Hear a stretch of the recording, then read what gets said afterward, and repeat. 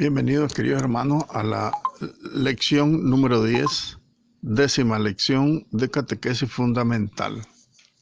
Oremos. Oh Espíritu Santo, amor del Padre y del Hijo, inspírame siempre lo que debo pensar, lo que debo decir, cómo debo decirlo, lo que debo callar, cómo debo actuar, lo que debo hacer para gloria de Dios y bien de las almas y mi propia santificación. Espíritu Santo, dame agudeza para entender, capacidad para retener, método y facultad para aprender, sutileza para interpretar, gracia y eficacia para hablar. Dame acierto al empezar, dirección al progresar y perfección al acabar. Amén. Bienvenidos hermanos y hermanas a nuestra clase número 10 de catequesis fundamental. Recordemos que estamos en el tercer capítulo de la clase, del contenido del material, y estamos tratando las fuentes de la catequesis. Ya hemos visto y estamos viendo las primeras dos fuentes, las bases principales de la catequesis, que es la palabra de Dios y la Sagrada Escritura. Continuando la reflexión de la Sagrada Escritura en la página 26, tenemos que continuar pues el tema de la Sagrada Escritura, que está interesantísimo, ahí está la palabra. Es muy interesante porque aquí estamos aprendiendo a descubrir en la Sagrada Escritura la palabra de Dios. Este es el estatuto del hombre bíblico, una persona que es bíblica. Es un hombre situado en un tiempo, pero en un tiempo que se haya preñado de un pasado y es portador de un futuro. Ese es el hombre bíblico. A quienes se le acercan a esta persona bíblica no puede darles nada totalmente definitivos. Solo puede ofrecerles una promesa, porque la fe bíblica se abre siempre sobre el futuro. Dice la carta a los Hebreos: todos estos murieron en la fe sin haber obtenido la realización de las promesas, pero habiéndolas visto y saludado desde lejos. De la carta a los Hebreos capítulo 11, el versículo 13. Entonces la misma Biblia te indica que la evangelización y la fe bíblica está abierta siempre al futuro. Nunca vamos a tener a mano el futuro, sino que lo vamos a vislumbrar desde la fe. Como lo dice la carta a los Hebreos, pues que los grandes héroes de la fe miraron de lejos las promesas y las saludaron. No obstante, pues cada generación hace una cierta experiencia de su cumplimiento, sin la cual pues el relato de la Sagrada Escritura no sería verdaderamente transmisible. Entonces, este hombre bíblico debe hacer su experiencia para que en él tenga su cumplimiento, la revelación, y también lo guíe hacia el futuro, lo lance hacia el futuro con una esperanza que no defrauda. He aquí la página nueva de cada uno de nosotros, los evangelizadores, los catequistas. Y también esta es la página que cada generación debe añadir al relato. Cada generación retoca, cada generación reescribe el texto antiguo, pero no para cambiar el texto, por supuesto, sino que lo reescribe en sí mismo.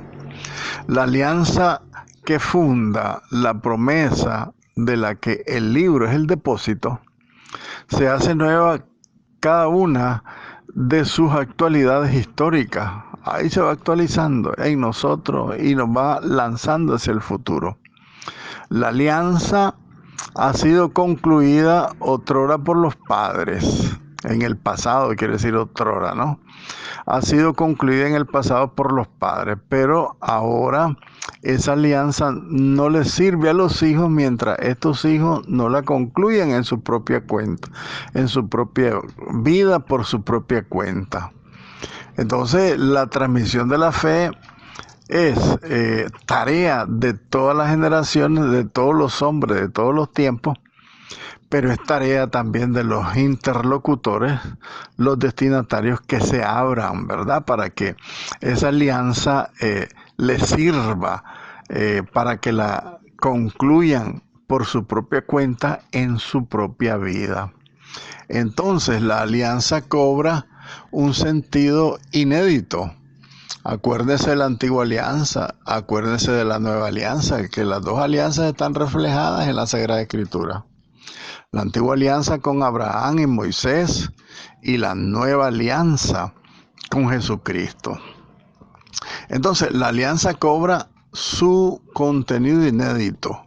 Lo antiguo se hace nuevo porque la historia vivida permite percibir rasgos nuevos e implicaciones insospechadas. Entonces, nos introduce prácticamente lo antiguo, que es la revelación de la Sagrada Escritura, nos introduce en los misterios del arcano, ¿verdad? Nos introduce en las profundidades del misterio y nos hace renovarnos, porque esa alianza se hace nueva para ti, aquí y ahora.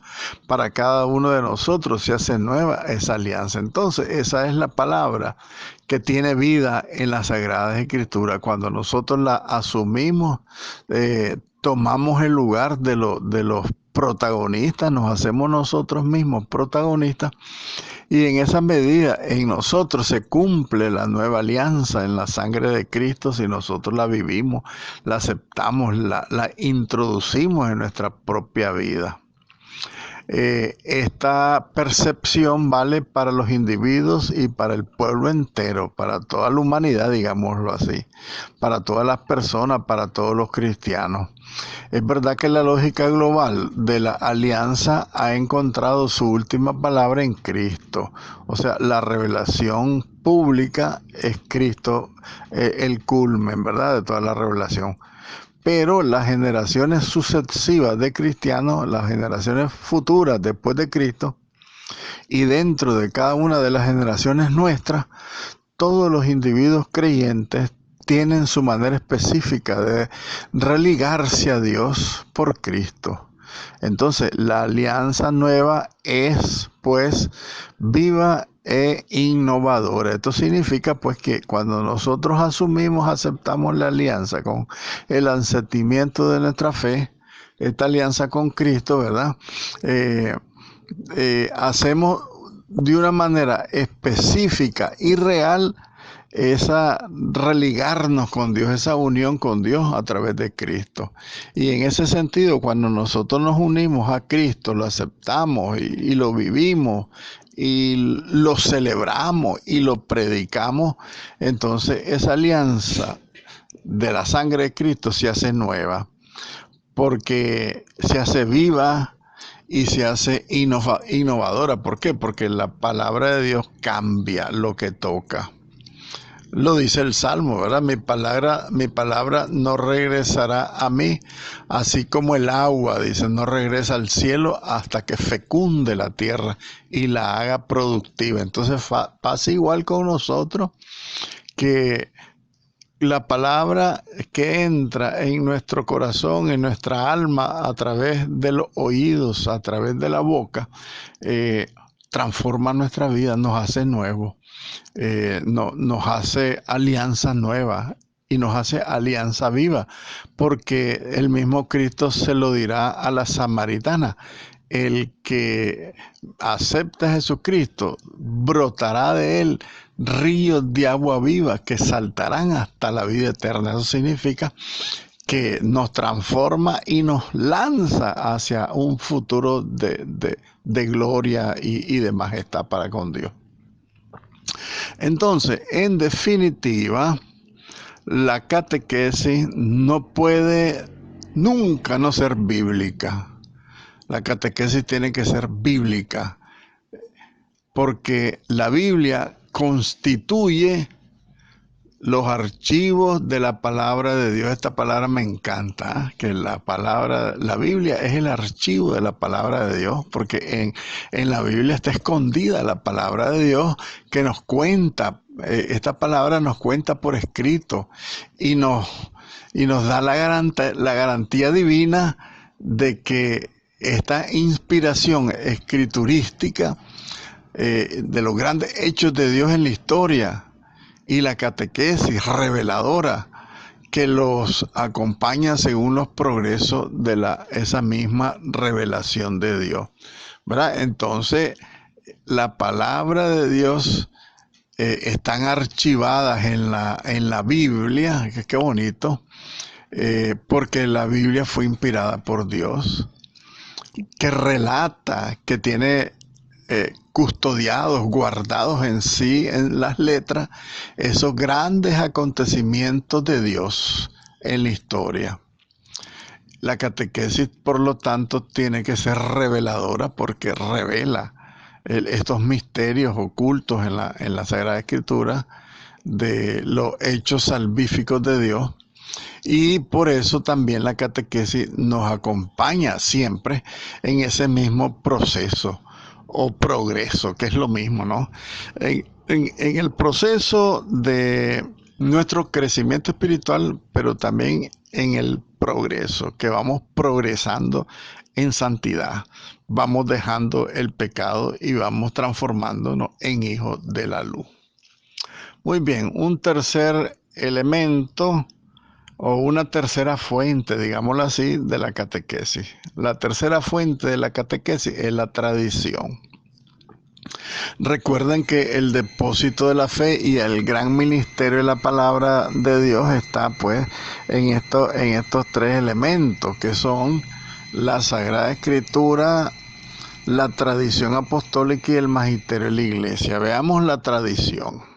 La tradición apostólica le podemos llamar, o simplemente la tradición de la Iglesia. Bueno, la Sagrada Escritura es, pues, inseparable de la tradición. La Sagrada Tradición y la Sagrada Escritura constituyen un solo depósito sagrado de la palabra de Dios, de la revelación de Dios que ha sido confiado a la Iglesia. Y la Iglesia, con su magisterio, pues tiene la autoridad de parte de Jesucristo de la interpretación. Entonces, Sagrada Escritura, Sagrada Tradición y Magisterio. Ese es el trinomio que nunca debe estar separado. ¿Por qué? Porque esta palabra de Dios ha sido confiada única y exclusivamente a su Iglesia. Lo dice el Concilio Vaticano II en la Dei Verbum número 10, en la número 9 también, Dei Verbum, en la Catequesis Tradendae, lo dice el Papa San Juan Pablo II en el número 27, y en el Directorio General para la Catequesis, que yo creo que tendrían ustedes que irse familiarizando con el directorio, porque aquí está de la tradición la referencia de los numerales 95 y 96 de este directorio. Esta tradición progresa en la Iglesia bajo la asistencia del Espíritu Santo. Se va perfeccionando, porque Jesucristo le dijo a los apóstoles: ahora ustedes no van a entender, pero el Espíritu Santo los guiará hacia la verdad plena. Entonces, en ese sentido, la tradición es la que va ayudando a que la Iglesia progrese el conocimiento, la ciencia de la revelación divina bajo la asistencia del Espíritu Santo, puesto que cree la comprensión de las cosas y de las palabras transmitidas. La Iglesia cree y custodia, ¿verdad? Dice el Dei Verbum número 8. Y la razón de este dinamismo de la tradición de la Iglesia está en el hecho de que Dios ha entrado en la historia. Hay tantos textos que lo confirman, ¿no? Dice el Concilio Vaticano II que Jesucristo está presente en su iglesia de diferentes maneras. en la liturgia especialmente, en el sacramento, en la asamblea litúrgica donde 2 o 3 y más se reúnen, está presente en el ministro que preside las celebraciones de la iglesia. Entonces es un dinamismo de esa presencia de Cristo, ¿no? Y este Dios que quiso quedarse con su pueblo. Acuérdense el cumplimiento de la profecía de Isaías. El Emmanuel significa el Dios con nosotros, este Dios que viene a vivir con nosotros. Entonces, en esa presencia de Dios en medio de nosotros está el dinamismo de la tradición que nos va guiando hacia la verdad completa. Esto significa que la doctrina será siempre la misma, revelada por Jesucristo, pero la iglesia a través de la historia y de la tradición ha ido enriqueciendo su comprensión en estos misterios de la revelación, porque recuerden ustedes que nosotros nunca vamos a terminar de conocer a Dios, porque Dios es infinito en su amor, infinito en su ser, incluso en el cielo. Va a ser una de las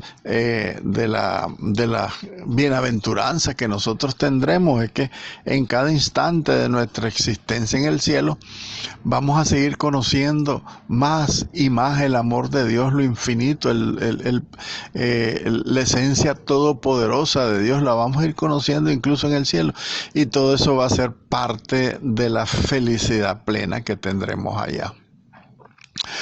El cristianismo, por su lado, es un acontecimiento. El cristianismo no es estático. Se va desarrollando a través de toda la historia por la tradición de la iglesia y por la misma custodia del depósito de la fe. Es un acontecimiento, es un hecho que está en perenne proceso. O mejor dicho, es una serie continua de acontecimientos. Eso es el cristianismo. No, nosotros no somos una religión, como critican a la iglesia, una religión que muchos desprecian la religión, dice que es el que salva es Cristo, no la religión.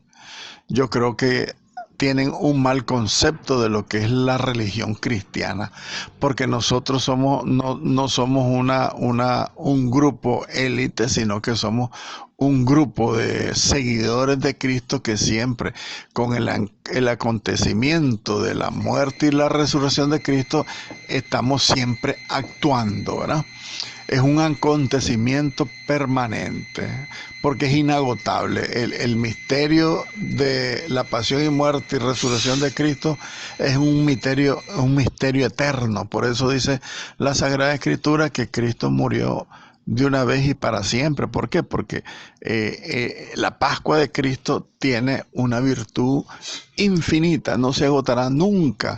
La virtud de la pasión y muerte, la Pascua de Cristo, tiene una virtud infinita, no se acabará nunca. Por eso no necesita estar muriendo a cada rato en cada misa.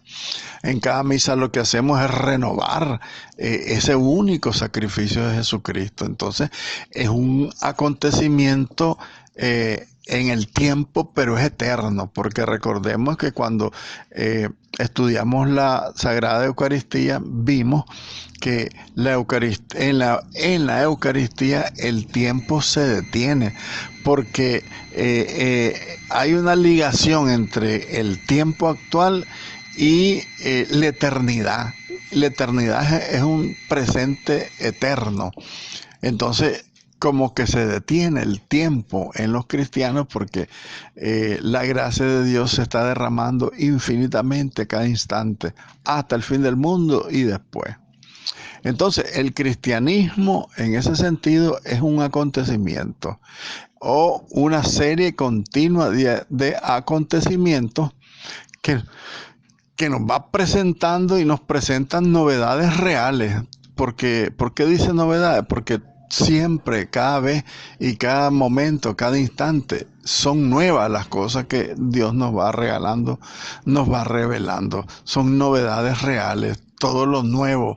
Jesucristo vino a hacer todas las cosas nuevas, ¿verdad? Entonces nos presenta novedades reales y verdaderas que no están contenidas en frases anteriores a la historia. La tradición es siempre creatividad. La tradición siempre estará creando, estará produciendo en base al antiguo, actualizándolo e impulsándonos a todos hacia el futuro. Esta tradición viva de la iglesia es una fuente importante de la catequesis.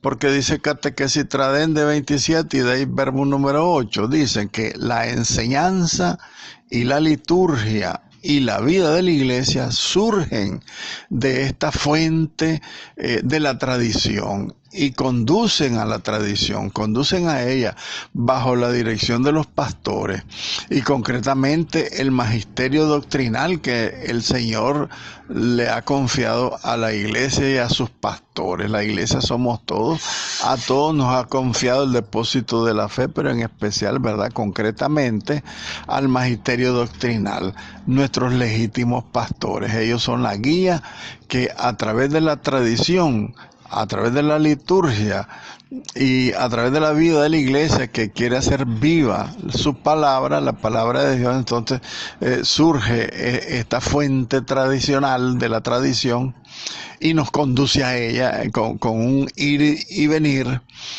bajo el magisterio de la iglesia, pues la guía de los pastores. Lo dice Dei Verbum número 8.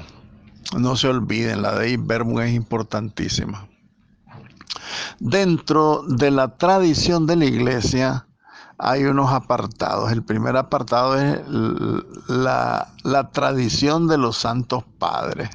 Recuerden, los santos padres son los primeros 8 siglos de la iglesia que con su magisterio reafirmaron la más ortodoxa de la doctrina para siempre, para que nunca se agotara.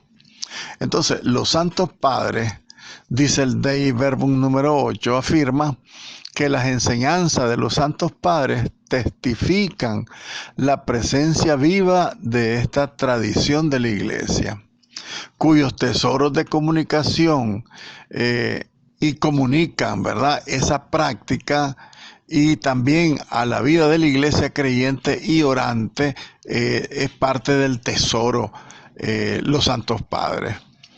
Digámoslo de otra manera, los santos padres testifican la tradición viva de la iglesia. Y todos estos tesoros riquísimos de la tradición de la iglesia, estos tesoros comunican la práctica de la iglesia y comunican la vida a la iglesia creyente y orante. Desde hace unos años, la comunidad eclesial está en trance de redescubrir a los padres de la iglesia, porque los padres de la iglesia quedaron un poco olvidados. El Concilio Vaticano II los ha retomado. La liturgia de la hora ha introducido a partir del Concilio Vaticano II montones, miles diría yo, de catequesis de los santos padres en la reflexión teológica de los textos de la Sagrada Escritura. Entonces, desde hace estos últimos años, estos últimos 50 años o 60 años del Vaticano para acá, la iglesia, la comunidad eclesial está en trance de redescubrir a los padres de la iglesia. O sea, estamos en un proceso de redescubrimiento de los padres de la iglesia. Un redescubrimiento que no carece de importancia, tiene una gran importancia, por lo mismo que les digo que las catequesis de los santos padres son la fuente más ortodoxa de la interpretación de la Sagrada Escritura y del Evangelio. Entonces, la integración del cristianismo en las culturas de los primeros siglos, en los siglos de los padres de la iglesia, en el curso de los cuales ha elaborado sus fórmulas mayores, aporta en efecto una luz inestimable sobre el diálogo necesario del Evangelio con nuestra época. El situarnos en esta larga y rica historia de esta tradición de la iglesia puede permitirnos comprender mejor el mensaje cristiano en este final de siglo e inicio del tercer milenio, digámoslo así, porque ya el final del siglo ya lo pasamos en el año 2000, estamos a 2020. Entonces estamos hablando a inicios del tercer milenio. Entonces, esta historia de la tradición, riquísima en tradición, nos hace comprender el mensaje cristiano aplicado a nosotros en el aquí y en el ahora, en este mundo que está a punto de destruirse, en este mundo lleno de violencia y de ideologías perversas, extrañas a nuestra cultura cristiana. Todo esto nosotros lo podemos releer a la luz de la tradición de la iglesia, porque todo esto que está pasando en el mundo no es nada nuevo. Ya todo esto ha existido en los siglos pasados, son 2000 años los que han pasado. Y toda esta experiencia la iglesia la ha vivido. La persecución la iglesia la vivió desde el inicio. El asesinato de los cristianos la iglesia lo ha vivido desde los inicios. Entonces, toda esta persecución, esta maldad, esta incidencia maligna en la cultura pagana es la que quiere destruirnos, pero nosotros sabemos interpretar a la luz de la tradición de la iglesia. Por eso dice Papa Francisco que nunca tenemos que olvidar la, la, el recuerdo histórico. Nunca debemos olvidar la historia, porque la historia marca el futuro y cuando se olvida la historia se vuelven a cometer los mismos pecados de antes. Uno de los logros de nuestro siglo ha sido ciertamente el resituar a los padres de la iglesia de la antigüedad tardía, o sea, retomar a los padres de la iglesia de esa antigüedad tardía. Por ejemplo, Santo Tomás de Aquino es de los últimos padres de la iglesia de 1200 y piquito. Santo Tomás de Aquino, que es como el corazón de la teología, porque el Concilio Vaticano II incluso recomienda que toda la teología de Santo Tomás de Aquino debe ser insertada en toda la experiencia teológica de la iglesia. Entonces, hemos venido haciendo un redescubrimiento, una resituación, o sea, ubicándolos en su lugar a todos estos padres de la iglesia de la antigüedad tardía. Los padres, los santos padres necesitaban ser reinsertados en su tiempo. La expresión antigüedad tardía durante las últimas décadas ha permitido a muchos estudiosos acreditar una idea renovada de los padres de la iglesia. Estos son personas y precisan cada vez mejor sus rasgos humanos de creyentes, que suponen una enorme ventaja pues para toda la misma iglesia y para toda la tradición, porque siendo personas igual que nosotros, tuvieron los aciertos maravillosos de la verdadera interpretación del magisterio, de la Sagrada Escritura, del mensaje de los apóstoles, etcétera. Entonces, como personas, los santos padres de la iglesia no pueden ser comprendidos haciendo abstracción de la época en la que han vivido y actuado, es decir, en la antigüedad. ¿Por qué? Porque la Sagrada Escritura, la palabra de Dios es eterna. Ayer, hoy y siempre será la misma y siempre será nueva. Entonces, ellos, los santos padres, manifiestan de manera viva y compleja cómo el cristianismo se ha hecho sitio en un mundo ya básicamente estructurado. O sea, el cristianismo se ha ido insertando en la cultura del mundo, porque el mundo ya estaba hecho cuando se da el cristianismo. Entonces, la expresión antigüedad tardía significa, de hecho, la antigüedad cristianizada, pero insiste en el entorno humano del fenómeno. Sin una humanidad ya existente que los acogiera, en este caso la del hombre antiguo, no hubiera existido el cristianismo. Y los santos padres son los que dejaron ese legado para que el cristianismo siguiera existiendo. De esta manera, por eso, los santos padres son los testigos y son los agentes de la primera encarnación de la fe en la cultura. Interesante porque fíjense ustedes que los apóstoles de Jesucristo, testigos directos pues de todo el evangelio, porque el Evangelio es Cristo, ellos vivieron con Cristo, entonces son los testigos primarios y agentes de la transmisión de la fe.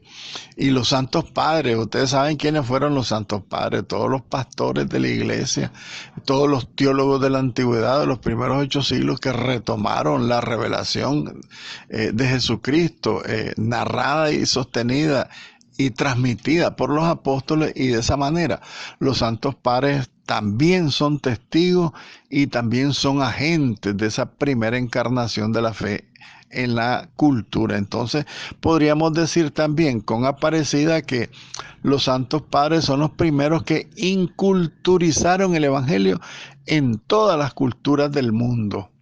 Ya vemos pues todo el trabajo que hicieron los apóstoles y los padres apostólicos. Hay que entender esas dos cosas. Los apóstoles por un lado y los padres apostólicos, que son los primeros padres, o sea, de la antigüedad primaria, no la antigüedad tardía, sino la antigüedad temprana, los santos padres que fueron ordenados, digámoslo así, obispos por los mismos apóstoles de Jesucristo.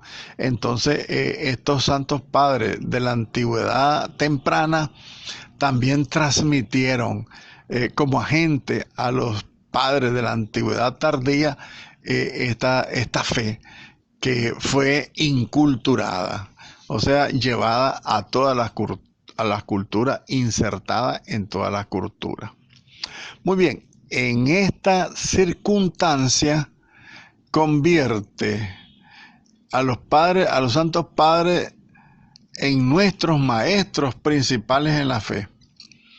Esta circunstancia entonces de que ellos fueron como los primeros que hicieron la primera encarnación de la fe en la cultura, o sea, de la inculturación del Evangelio, en ese sentido, los santos padres pasan a ser nuestros maestros principales. Todos ellos nos enseñan activamente que el cristianismo no es algo totalmente acabado en este mundo, sino que el cristianismo es algo que va haciéndose progresivamente, se va construyendo en las culturas nuevas, en las culturas nacientes, en la iglesia joven. Cada generación va construyendo su propio cristianismo. Es especialmente provechoso seguir el crecimiento del cristianismo a través de las controversias que se fueron dando en la historia, ¿verdad?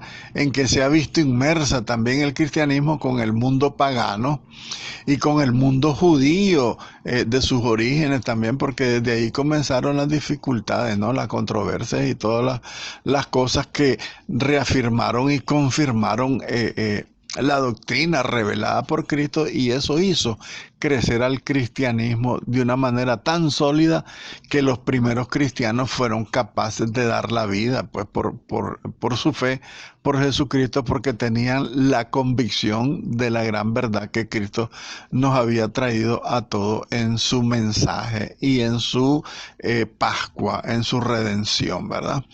Entonces, al margen de estas confrontaciones contenidas y mantenidas con estos pueblos, los paganos y los judíos, no se ha obtenido progreso alguno en la expresión de la fe cristiana. No ha habido progreso en la expresión de la fe.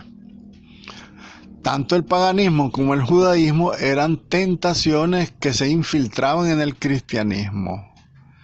Esto quiere decir que no hay herejía, mal endémico de los primeros siglos cristianos, que no deje percibir su origen del lado de la sabiduría de los filósofos o de la santidad de los rabinos. Fíjense ustedes que todas las herejías de la iglesia naciente, de la iglesia primitiva, quiere decir entonces que han nacido como un mal endémico de la misma sabiduría de los filósofos ateos y de la, entre comillas, santidad de los rabinos, dice la primera carta de San Pablo a los Corintios número 1. Ambas a dos mezcladas de evangelios segregaron sus ideologías para sacudir a la iglesia y a sus fieles en la intención de querer destruir la fe en Jesucristo. Esto significa entonces que esta problemática, estas confrontaciones con estos dos enemigos, digámoslo así, que es el paganismo y el judaísmo, enemigos de la fe cristiana, dice que no le cambiaron nada a la expresión de la fe cristiana, se mantuvo íntegra, que eso es lo más lindo y lo mejor de todo lo que es la tradición de los santos padres y de la misma fe de la iglesia, que no pudieron destruirla y fue tan firme que la mayoría de los cristianos fueron capaces de dar la vida en el martirio. En esta situación era necesario reconfortar a los fieles en esta situación problemática de la iglesia naciente, ¿no?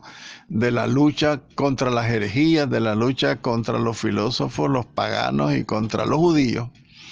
Era necesario reconfortar la fe de los cristianos y esa fue la gran tarea de los santos padres, que lucharon no tanto contra los judíos y los paganos, como contra los cristianos atraídos por ellos. Entonces la lucha fue interna.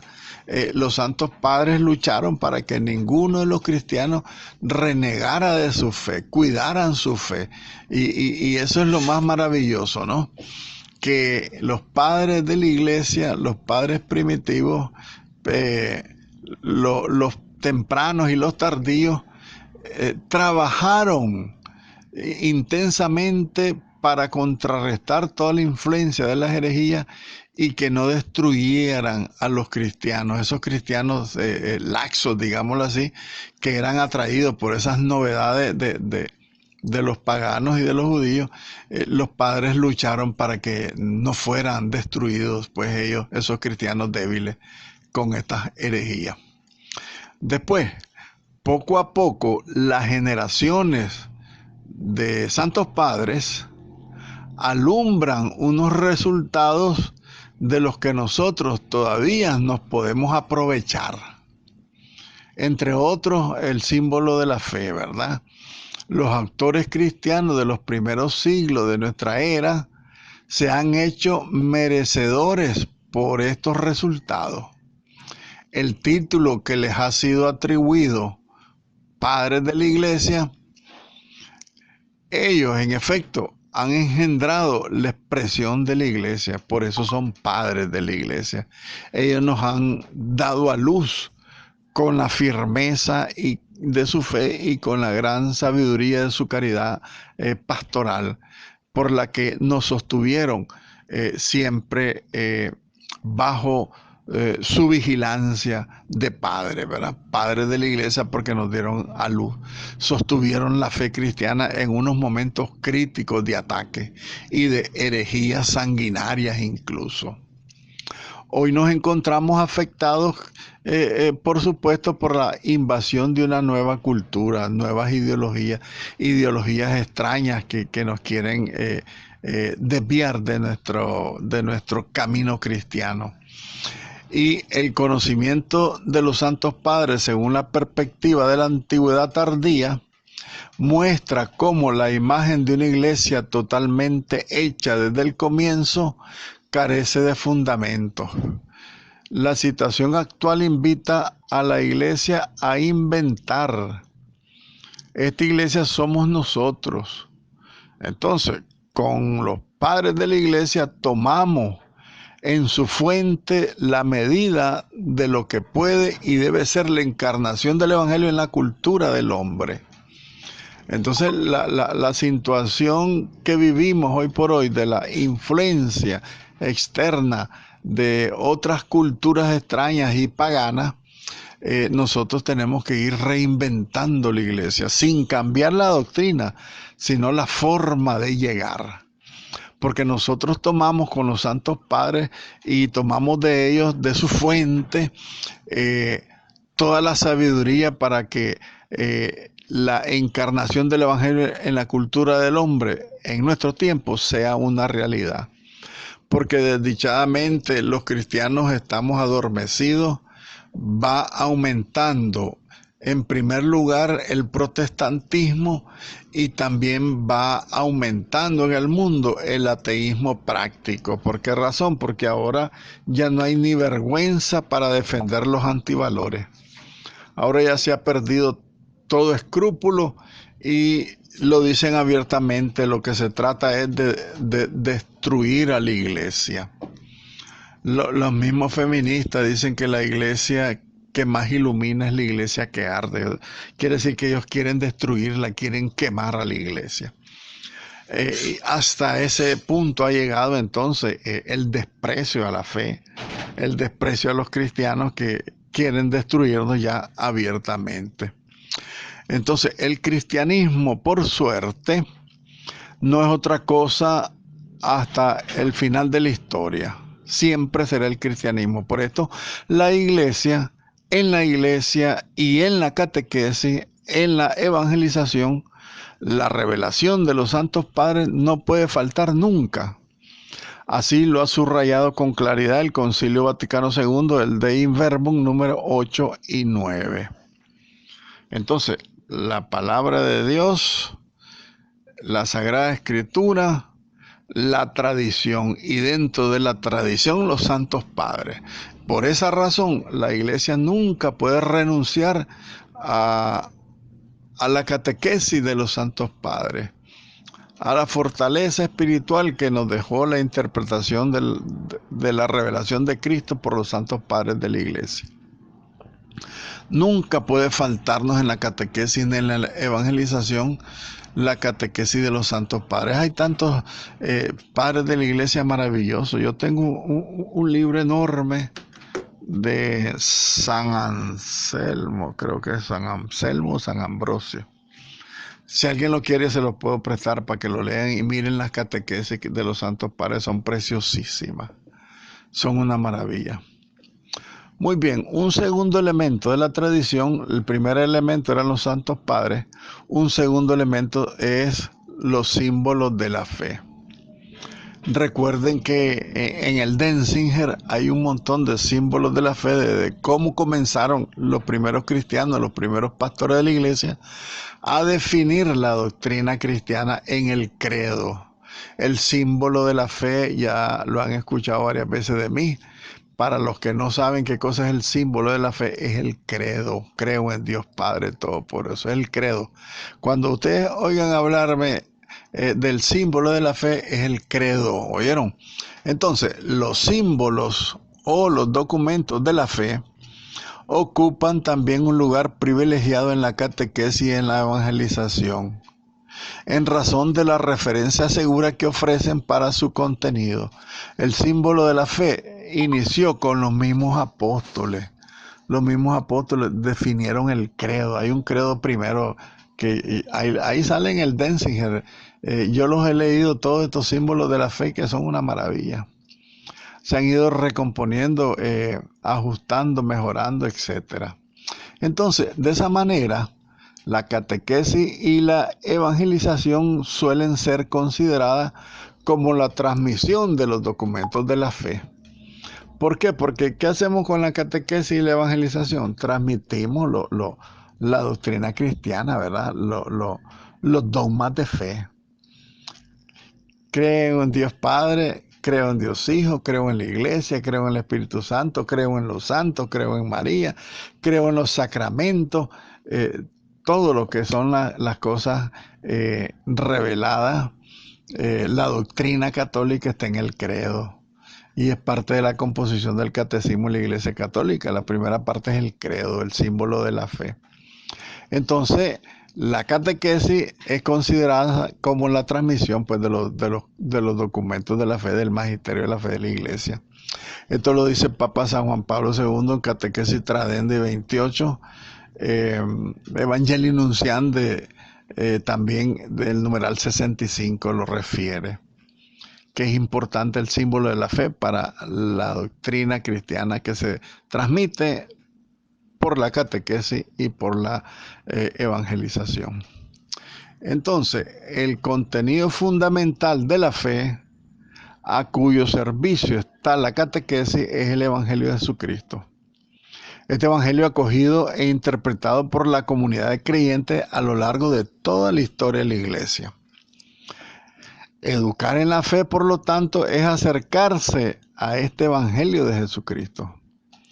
Pero en la actualidad, la única vía de acceso al evangelio de que disponemos son las expresiones de fe que la iglesia ha venido elaborando a través de su historia como comunidad cristiana a través del tiempo. La tradición nos confía un depósito de la fe y la catequesis no puede ser otra cosa que la tradición viva del depósito de la fe a los nuevos miembros que van a ser agregados a la iglesia. Ave María, gracia plena, Dominus tecum, benedicta tui mulieribus, benedictus fructus ventris tui, Iesus. Santa María, Mater Dei, ora pro nobis peccatoribus, nunc et in hora mortis nostre. Amén.